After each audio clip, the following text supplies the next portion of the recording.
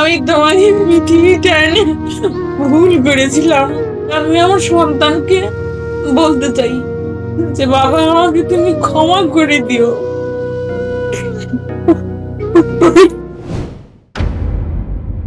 যখন হলো আমার 12 বছর, তখন আমার জীবনে একটা ভুল আমি করেছি। সেই ভুলের খেসারতটা মানে আজ 32 বছর চলতেছে। সেটা এসে আমি যে ভুল করেছিলাম সেটার খেসারত আমার বৌমা আর আমার নাতনি দিতেছে। আমি মা হয়েছিলাম 13 বছর বয়সে, কিন্তু 14 বছর বয়সে আমরা মা আর ছেলে আলাদা হয়ে গেছিলাম। আলাদা হলেন কিভাবে?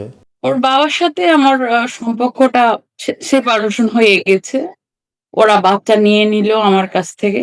এর মধ্যে আমার অন্য জায়গায়ও ঘর হয়েছিল, সংসার আমিও করছিলাম। সেখানেও আমার হলো একটা সন্তান হয়, ছেলে। ওই ছেলে হওয়ার পরে 4 মাস পর ওখানেও ওর বাবা মারা যায়। এই ছোট সন্তান নিয়ে আমি জীবন কাটাচ্ছিলাম, কিন্তু হঠাৎ করে আমার বড় ছেলের কথা মনে পড়ে গেল। ওর যখন 16 বছর বয়স, আমি বাচ্চা নিয়ে আসি, তখন আবার আমরা একত্রে হই। তারপরে সন্তান যখন নিয়ে আসলাম, সন্তান লেখাপড়াও জানতো না, শুধু নামটা সই করতে পারতো নাজিম। ওর বাবা ওকে মানুষও করেনি। কিন্তু আমি নিয়ে আসার পরে আমরা মধ্যবিত্ত, কিন্তু এর মধ্যে ভালোই চলতেছিল। ছেলে আনার পরে আমি পড়াশোনা শিখালাম, ছেলেকে কর্মঠ করে তুললাম। তারপরে একটা বিয়ে দিলাম, তখন বউ নিয়ে আসছি। আনার পরে বৌমা রাজশাহীতে আমার সাথেই থাকতো। মোটামুটি ওদের ভালো সংসার চলতেছিল। চলতে চলতে 24 সালে আমার ছেলে বাইরে যাওয়ার পরিকল্পনা করতেছিল, দেশের বাইরে যাইতো। আমার উপরে আমার ছেলের অভিমান ছিল, আমি থুয়ে আসছি। আমি 16 বছর পর্যন্ত কোনোদিন খোঁজ খবরও নেইনি। এটা আমার কাছে বড় একটা অপরাধী মনে হয়। আমার আমার মনে হয় যে আমি অপরাধ করেছি। না, ভুলটা আমার ভুলটার খেসারত এই পর্যন্ত এখন এসে দাঁড়াইছে আমার বউ, আমার নাতনির উপরে। তো হঠাৎ 5 দিনের জ্বরে আমার সন্তান দুনিয়া ত্যাগ করে।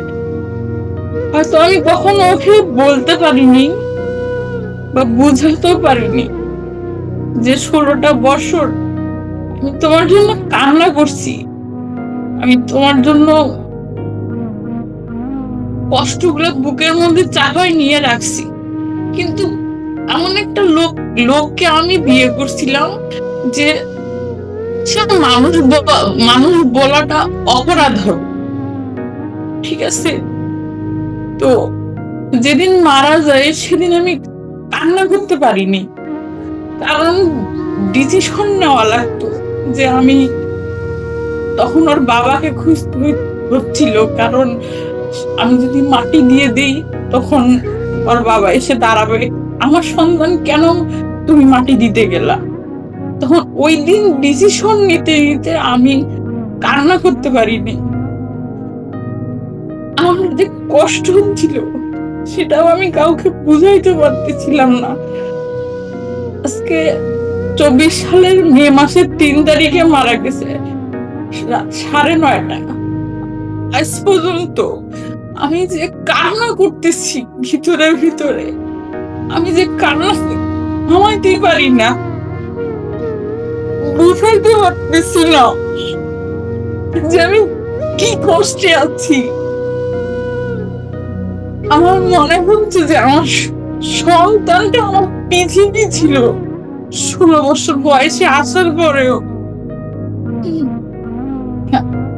তো আমি ক্ষমাটাও আমার সন্তানের কাছে আমি কোনোদিন নেইনি যে বাবা, আমার ভুলের কারণে তোমার 16টা বছর চলে গেছে। এখন আমার কাছে আমার বউ থুয়ে গেছে, আমার সন্তান থুয়ে গেছে। আমি কোন একটা ভালো ডিসিশনও নিতে পারতেছি না। না কোনো জায়গায় একটা ভালো ছেলে দেখে বিয়ে দিতে পারতেছি না, না বউ মাস্টার্স কমপ্লিট করছে, না একটা ভালো জবও দিতে পারতেছি না। কিন্তু প্রতিটা রাতে আমার স্বপ্নে শুধু আমার ছেলে এসে বলে যে মা, তুমি আমার বউ আর আমার বাচ্চার জন্য কিছু করো। আমি কি করব, আমি এটাই খুঁজে পাই না। আর বলতেও পারতেছি না কাউকে যে আমি আমি কি করলে ওদের সুখ দিয়ে যেতে পারি। প্রতিটা রাত, প্রতিটা রাতে ও আমাকে হাসি খালি বলে যে মা, ও আমার শখের বউ, আমি তোমার কাছে থুয়ে গেছি, তুমি ওর কুল কিনারা করে দিয়ে দুনিয়া ছাড়িও। আমি এটা কাউকে বুঝাইতে পারতেছি না। আর একটা জীবনের সবচেয়ে বড় ভুল, যে কোনো মেয়ে বা কোনো ছেলে বিয়ের পরে কমসে কম 2-3 বছর ওয়েট করে যে তারা একসাথে থাকতে পারবে কিনা, আমার মতো করে যেন সন্তান জন্ম না দেয়, যে ওই খেসারত এদিকে এসে বউ নাতি এদের উপরে পড়ে। আমি আমি সন্তানের কাছে ক্ষমাও চাইতে পারিনি যে আমার ভুল হয়ে গেছিল বাবা। আমার মাও মানা করছিল, আমার মা বলছিল তুমি ওকে বিয়ে করলে সুখী হবে না, আমার বাবাও মানা করছিল। কিন্তু আবেগ এমন একটা জিনিস, এর কোনো সুদ নাই। কিন্তু এখন বুঝতেছি যে জীবনটা এসে কোথায় দাঁড়াইছে। একটা হলো সংসার এমনি এমনি চলে গেল, একটা আল্লাহ নিয়ে গেল, তারপরেও একটা জোয়ান ছেলে চলে গেছে আমার জীবন থেকে। আমি আমি বাঁচতেও পারতেছি না, মরতেও পারতেছি। আমি কি করব? এই জন্য আমি আপনাদের শোটা দেখি। অনেকগুলো কান্না যখন করে, স্বামী স্ত্রী আলাদা হয়, চলে যায়, তাদের উদ্দেশ্যে খালি একটা কথা, যে আপনারা যখন আলাদা হন, যে বাচ্চাগুলো রেখে যান, এই বাচ্চাগুলো যত দিন বেঁচে থাকবে, এদের যে কি খেসারত সেটা শুধু আমি সামনে থেকে বুঝতে পারতেছি। আমি কাউকে বুঝাইতে পারতেছি না যে আমার কি কষ্ট হচ্ছে। আমি কি করব ওর বউ বাচ্চাটাকে নিয়ে? কি করলে ওরা ভালো থাকবে?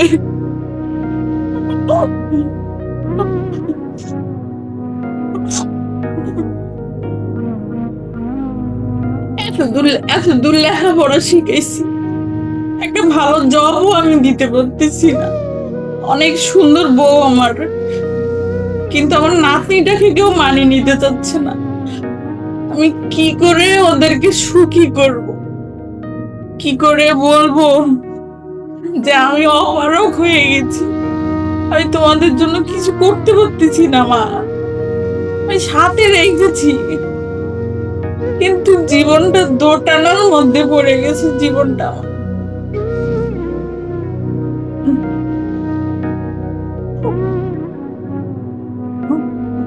আমি সন্তান যেদিন মারা গেছে সেদিন কান্না করতে পারিনি। ওর বাবা আসে নেই দেখতে মরা ছেলের মুখটা। এমনই বাবা, একটা নাতনি রেখেছি, আজকে সেটারও খোঁজ নেয় না। আমি কাপনের টাকা দিব না, কবর ঘোরার জায়গা করব না, কান্না করব। আমি সেদিন কাঁদতে পারিনি।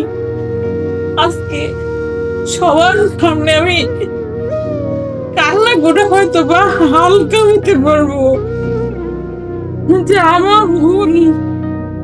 আজকে আমার নাতনি আর আমার বেটার বউ ভোগ করতেছে।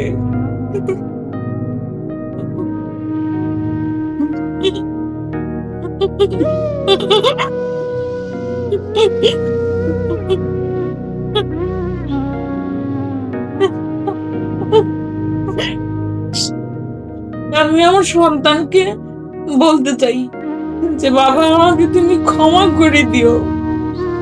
আমি তোমাকে পৃথিবীটা এনে ভুল করেছিলাম।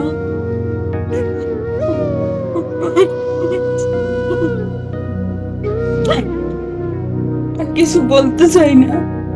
তাই আপনাদের স্টুডিওতে যারা আসে তাদেরকে বলবেন যে আপনারা বিয়ে করার পরে কমসে কম ৩-৪ বছর ওয়েট করিয়ে যে আপনারা একসাথে থাকতে পারবেন কিনা।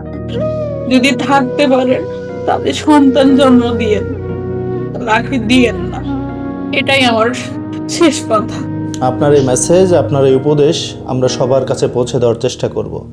আপনি আপনার নিজের জীবন দিয়ে যেটা উপলব্ধি করেছেন, আমরা চেষ্টা করব এটা সবার কান পর্যন্ত পৌঁছে দেওয়ার, সবার বিবেককে যেন নাড়া দেয় এবং শেষ পর্যন্ত প্রতিটা পরিবার যেন একসাথে থাকার চেষ্টা করে, প্রতিটা মানুষ তার জীবন সঙ্গিনীকে নিয়ে যেন ভালো থাকার চেষ্টা করে, সেই অনুরোধটা আপনার পক্ষ থেকে আমরা করব। আল্লাহ আপনাকে শান্তি দিক, আপনার কলিজা ঠান্ডা করুক, আপনার ভিতরে যে অপরাধবোধ কাজ করছে সেখান থেকে আল্লাহ মুক্তি দিক। আল্লাহ আপনার সন্তানকে বেহেশত নসিব করুক, সন্তানকে কবরের আযাব থেকে মুক্তি দিক এবং সর্বোপরি আপনার ছেলের বউ এবং নাতনি, তাদের জন্য আমাদের দোয়া থাকলো। তারা যেন নিজেকে সামলে উঠতে পারে, নিজের জীবনকে গড়ে নিতে পারে, তাদের বাকিটা জীবন যেন তারা ঠিকঠাক মতো চলতে পারে, ভালো থাকতে পারে। আল্লাহ অবশ্যই তাদের জন্য ভালো কিছু রেখেছেন। আপনার জন্য অনেক শুভকামনা। আপনাকে অনেক ধন্যবাদ আমাদের সামনে এত মূল্যবান কথা বলার জন্য। আসসালামু আলাইকুম।